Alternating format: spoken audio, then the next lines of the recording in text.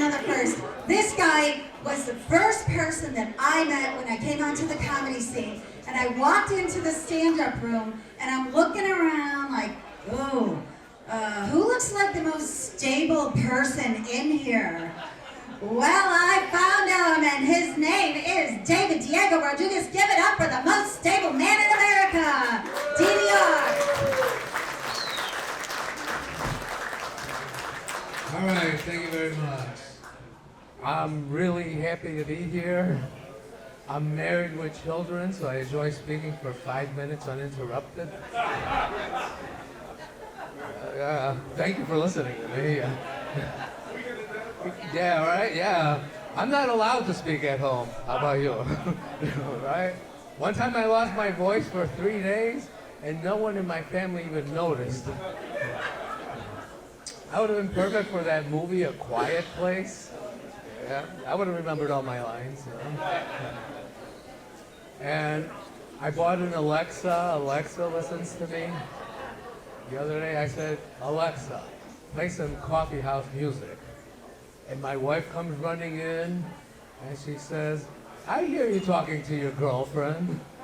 I'm like, no, it's Alexa. Listen. She's playing decaffeinated music. And then she tries it, but Alexa's not responding. But she's saying, Alex? Alex? I said, no, her pronouns are she, her. You have to say Alexa. And she was talking to the toaster. You know? And I'm getting nervous because she's going to find out about my other two girlfriends, Siri and Cortana. You know? Yeah. The other day was snowing, and I couldn't find my long underwear, so I put on my wife's yoga pants. I was warm out there, yeah. And I'm shoveling away, and my wife comes out, and she says, are you crazy? Do you want to die of a heart attack? And, and I'm thinking, oh, she still cares about me, you know? And then she says, I'm going to go to yoga. Have you seen my yoga pants? No, and I said, no, I don't think she should go. It's really slippery out there, you know? But then, and eventually she goes, and I'm thinking about it. It's like, wait a minute. She didn't come rescue me until after I had shoveled her side of the driveway. You know? Yeah, so I like to start my day off with a hot cup of coffee. But the other day my coffee maker broke, and I couldn't wait 48 hours for Amazon to deliver one. So I decided to go to Walmart, but I made the mistake of wearing a blue polo shirt. So I'm out there checking out the coffee makers, and this elderly woman starts asking me questions about the coffee makers. I was able to answer all her questions. You know, I had done my research, you know. And she finally picks out a coffee maker. I put in her cart. And just then, 2 Walmart employees come up to me. And I'm thinking, uh-oh, I'm in trouble, right? And they tell me, hey, it's break time. So I go to the break room. I have a cup of coffee. And to make a long story short, on Sunday I'm subbing for Sheila. I asked them to punch it up. And I bought a coffee maker with my employee discount. So yeah. Oh, before I go on, I have to make an announcement. My set tonight is brought to you by Ross Dress for Less. Check this out. Right? Who wouldn't want a piece of this action, right? Ross, dress for less, right? So, and yeah, I'm getting older, I'm getting bigger, I'm expanding like the universe, right? So I used to have a 6-pack. Yeah. now it's a keg. Yeah, you know what I mean, right? But I don't complain because it's the only thing I have that's paid for, you know, right? And I know I'm slowing down because Yesterday, my neighbor said, I saw you walking. No, I messed that up. No, yeah, that's right. He said, I saw you walking the other morning. And I was offended because I was actually running. And cars were pulling over to offer me a ride home. And now my wife wants me to dye my hair so I look younger. And I said, no. I want people to know that I have suffered. I'm suffering right now. And as I'm getting older, my taste in women is changing. I was watching TV the other night, and this woman comes on, and I'm like, oh, she's hot. She is so sexy. It was Flo, the Progressive Insurance girl. And now I keep fantasizing about bundling with Flo. You know? I'm gonna buy my wife one of those outfits. You know? Also, when I was a young comedian, I was very poor. I would go to Jimmy John's for the free smells. You know? I found out you couldn't do that at the Olive Garden. You know? And nobody realized I was poor because I was asymptomatic. Oh, one time I was the victim of identity theft, and my credit score went up. I felt so rich, you know. I didn't report it right away. I waited till they approved my car loan. And you don't have to have personal problems to be a comedian. No, but it really does help, you know. And I couldn't afford therapy, but then I discovered comedy clubs. No, they're a lot cheaper than therapy, yeah. No, the copay is only 2 drinks. And then they give you this emotional support, Mike, you know. And I don't know if it's doing me any good, but I did learn something about myself. I learned that I enjoy having 2 drinks. And I don't mind doing it because it's for a worthy cause. Right? Yeah, no, because it keeps the comedy clubs open, and it keeps the young comedians off the streets at night. And yeah, you know, so we're all out there supporting, right? I love it, yeah. And, oh, my wife and I are Catholic, and this year for Lent, she decided that we were giving up drinking. Yeah, I know, I love that. And so that meant no alcohol when I was with my wife. Yeah. Yeah. And so during Lent, I went to comedy clubs every night. But my wife is Polish, she's Catholic, she sings in the church choir. I met her on AveMarina.com. And then she told me she was a virgin. She only had 1 son. He's a carpenter. Still lived at home, you know. No, too late. So we just celebrated an anniversary, so. Yeah, we're still married. So, yay! Yeah. No, ever since I got married, my comedy routine has gotten better, you know.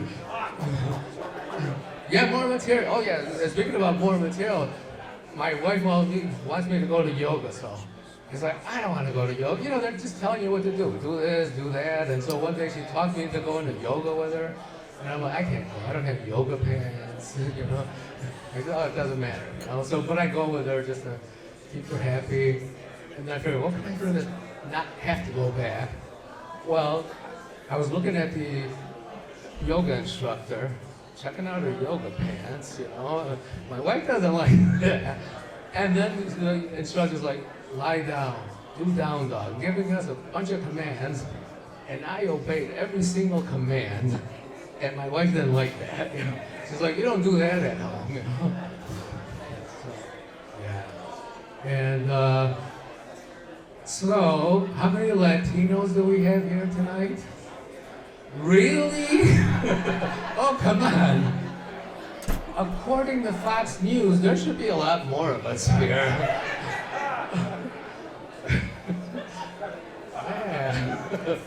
So no, I identify as Mexican. I come from a small Mexican family of 6 children. Yeah. Yeah. No, my father's family and my mother's family, they each had 15 children. So my mother thinks she's still a virgin.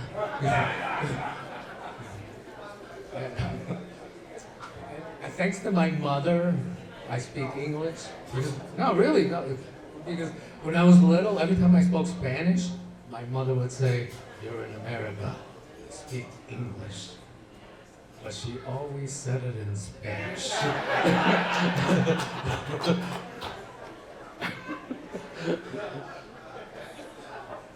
No, growing up, I always heard a lot of derogatory things about Mexicans. I go to the library, Mexicans don't read books. I started playing sports. Mexicans don't play ice hockey. I joined the Boy Scouts. Mexicans don't go camping. And that was just my mother. You know? She didn't want to pay for anything. So yeah, and now I'm worried with ICE, you know. No, because, well, sometimes people tell me, you should go back where you came from. And I'm like, what? I should go back to New Jersey? Please don't let me go back to New Jersey. No, yeah, right? And no, because when we were little, my little brother got picked up by ICE. They asked him, where were you born? And he said, Mexico. They took him away. They finally brought him home a couple hours later. My mother had to show documentation that he was here legally. And then she yelled at him. She said, don't you ever tell anybody you were born in Mexico again. And that's why I always tell everybody I was born in New Jersey. No, but ICE, they arrest people based on the color of their skin or the language they speak. And to a lot of white people, they don't think I'm Mexican, but Latinos, they come up to me and start speaking to me in Spanish. And so now that I'm worried, and I know to a lot of white people I don't look Mexican because I don't have a mustache, I speak English, and I'm not brown, but I'm beige, you know. But I hate when people call me cracker because I'm like, no, I'm more like a graham cracker, or maybe a tortilla chip. You know? So the other day I'm in Home Depot, and somebody behind me starts speaking Spanish, and I'm thinking, oh, this is a trap. It has to be ICE, right?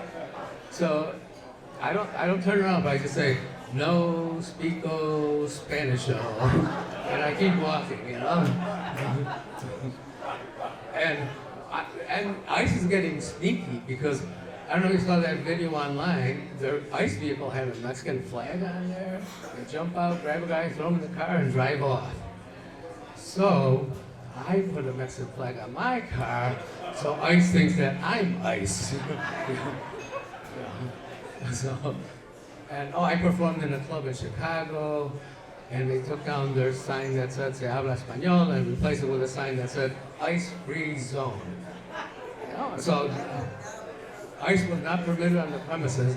No way, no how. They didn't even serve drinks with ICE, you know.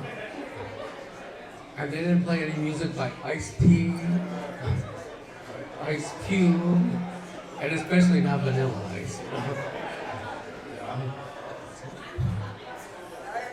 Oh, okay. Just checking on the time. But since I speak Spanish, but before, when my mother sent me off to school, I didn't know any English, so I'm in the kindergarten, lost little boy, and luckily I sat next to Bridget Riley.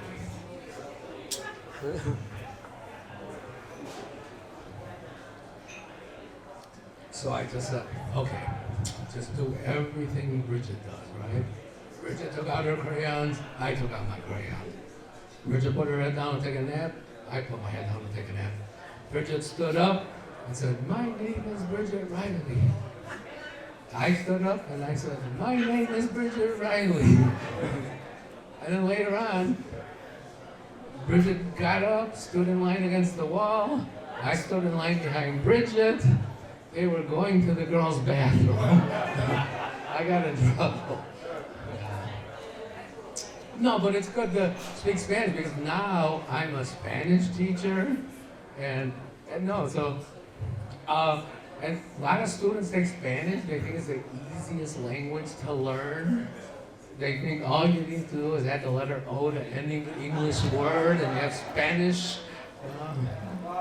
Claro, he did it right. Yeah.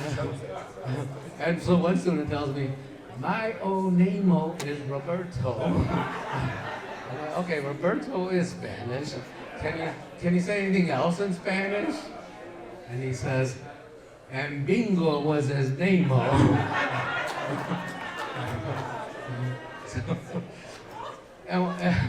And one time there's a commotion in the back of the classroom. I'm like, "Hey, what's going on back there?" And the student says, "My book fell." I'm like, "Hold on, this is Spanish class. You have to say it in Spanish." And he says, "El boco fellow." You know? And they think they know Spanish. It's going to be easy because they can say words like tacos and fajitas, and they can recite the Taco Bell menu, you know. And so, but when I was a new teacher, the students used to mess with me. So they asked me questions like, "How do you say?" No, in Spanish class we say, "¿Cómo se dice?" Okay, "¿Cómo se dice burrito en español?" I'm like, that's already in Spanish. Didn't you notice that it ended in the letter O? Yeah. And so, another time they asked me, "How do you say jazz hands in Spanish?" And I'm thinking, but I have to come up with an answer. I'm the teacher, so I said, "Manos de flamenco." And one time they really got me because they told me, "¿Cómo se dice bootylicious?" And there's no translation. And he says, I couldn't find it in the dictionary, but I gave it my best shot. Bootylicious, yeah, add the O, right? So, and then, and students tell me all these different reasons why they take Spanish, like my girlfriend's family speaks Spanish. Spanish is a beautiful language. Well, my favorite one was at the restaurant where I work, all the cooks speak Spanish. He worked at P.F. Chang's. Okay, that's my time. Thank you.